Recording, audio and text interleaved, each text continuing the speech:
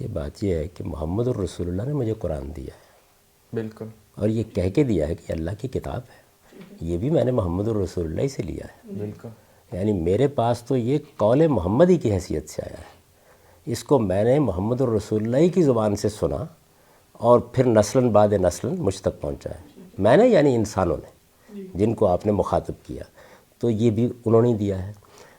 انبیاء علیہم السلام کے جس طریقے کی تصویب کر کے اس کی تجدید و اصلاح کے بعد بعض اضافوں کے ساتھ اس کو جاری کیا ہے، جس کو ہم سنت کہتے ہیں، وہی محمد الرسول اللہ نے دی ہے۔ اس کے بعد وہ چیزیں ہیں جو تاریخی ریکارڈ کی حیثیت سے آپ کے بعد لوگوں نے بیان کی ہیں، تو وہاں سوال یہ نہیں ہے کہ ماننا یا نہیں ماننا، سوال یہ ہے کہ ان میں کیا چیز بیان ہوئی ہے۔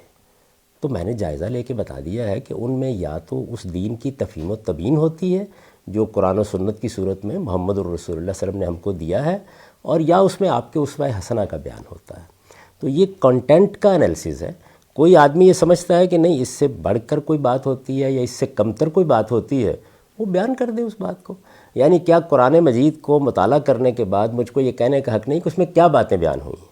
مثال کے طور پر اگر کچھ لوگ یہ دعویٰ کر رہے ہو کہ قرآن مجید میں ایٹم بم بنانے کا طریقہ بیان ہوا ہے، اور میں یہ کہوں کہ یہ تو اس میں بیان نہیں ہوا، تو بالکل ایسے ہی میں جتنا بھی تاریخی ریکارڈ ہے جس کو حدیث کہا جاتا ہے یا صحابہ کی نسبت سے آثار کہا جاتا ہے، اس کا جائزہ لے کر ایک ایک روایت کو دیکھنے کے بعد، اب تو کم و بیش 70,000 کے قریب ہو گئی ہیں۔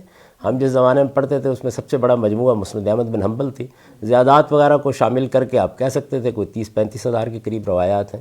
ان سب پہ نظر ڈالنے کے بعد، ان میں سے ایک ایک کی تحقیق کے بعد میں نے یہ بتا دیا کہ ان میں سے کسی میں بھی نہ کوئی نیا عقیدہ بیان ہوا ہے، نہ کوئی نیا عمل بیان ہوا ہے، بلکہ وہ عقائد و اعمال جو محمد الرسول اللہ صلی اللہ علیہ وسلم نے قرآن مجید کی صورت میں دیے، سنت کی صورت میں جاری کر دیے، انہی کی توضیح ہوئی ہے، انہی کی تشریح ہوئی ہے، انہی کو مزید وضاحت سے بیان کیا گیا ہے، انہی کے بارے میں سوالوں کا جواب دیا گیا ہے۔